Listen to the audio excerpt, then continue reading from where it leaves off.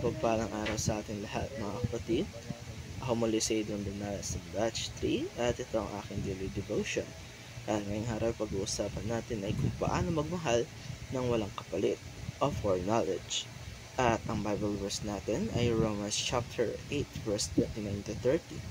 Sinasabi sa scripture natin ngayong araw ay for whom He did foreknow, He also did predestinate to be conformed to the image of His Son.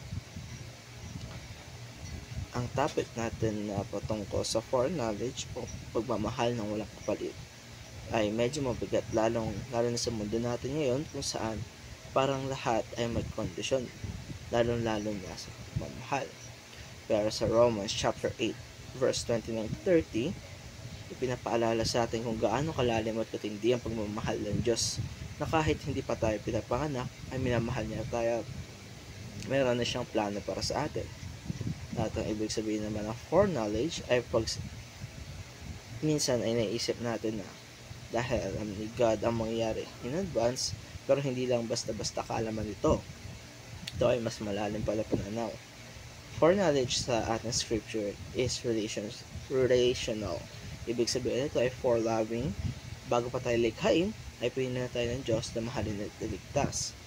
At dahil dito, ibabahagi ko ang tatlong teachings at tatlong application mula sa katotoo na ito.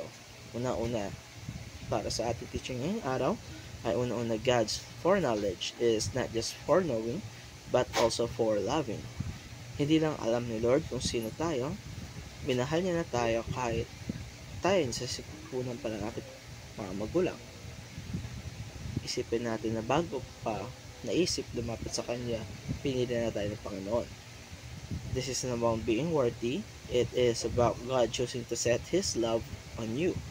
Kahit na alam natin na tayo, mga tao, ay maraming pagkukulang at kasalanan sa Kanya. Kalawa ay God's foreloving is the basis of ordo salutis. Yung tinawag nating order of salvation, foreknew, predestined, called, justified, glorified. Dito nagsimula sa puso ng Diyos. Hindi siya mga random process. Ito ay isang divine plan rooted in divine love. At dahil dito, sure tayo na ang pagliligtas sa atin ay kompleto at hindi basta-basta nawawala. At tatlo ay God's covenant relationship with us begin from the eternal heart of God. Covenant, ibig sabihin hindi nako-contract. Ang contract ay pag nasira ng isa, ito ay tapos na, wala nang kasunod. Pero ang covenant ni Lord, hindi nakabase sa performance natin. Ito ay eternal. Mula pa noong wala pa ang mundo, hanggang sa katapusan ng walang hanggan. Para naman sa ating application ng araw ay una-una, trust God's unbreakable chain of redemption. Dahil minsan, nakaramdam tayo ng takot. O kaya, Lord, kaya ko pa ba ito? Worth it pa ba itong mga ginagawa ko sa aking buhay? Pero atin alalahanin at huwag kakalimutan na si Lord ang nagsimula ng lahat. At kung siya ang nagsimula, siya rin ang tatapos nito. May security at ligtas tayo sa Kanya. Kalawa ay rest in God's unconditional love for us. Sa dami na natin iniisip araw-araw, pressure, failure, o fear. Pero today, tayo magpahinga muna sa katotohanan na mahal tayo ni Lord. Hindi dahil mabait tayo, kundi dahil pinili tayong mahalin. Hindi dahil walang performance required, walang bayad at walang kondisyon. Tatlo, extend the same unconditional love to others. At dahil gayang klaseng pagmamahal ang mararanasan natin, tayo rin dapat na nagpapakita nun sa iba.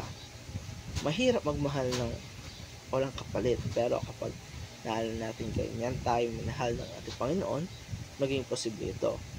Hindi natin kayang perfect, pero sa biyaya niya, kaya natin maging reflection ng kanyang pagmamahal at may impluwensyahan ng ating mga sa paligid. O kaya mga kapatid, ganito na lamang ang pagmamahal ng ating Panginoon sa atin na kahit tayo napakamakasalanan ng tao, ay pinili niya tayo at minamahal pa rin hanggang ngayon. At dito nagtatapos ang aking daily devotion mga kapatid. Maraming salamat sa panonood.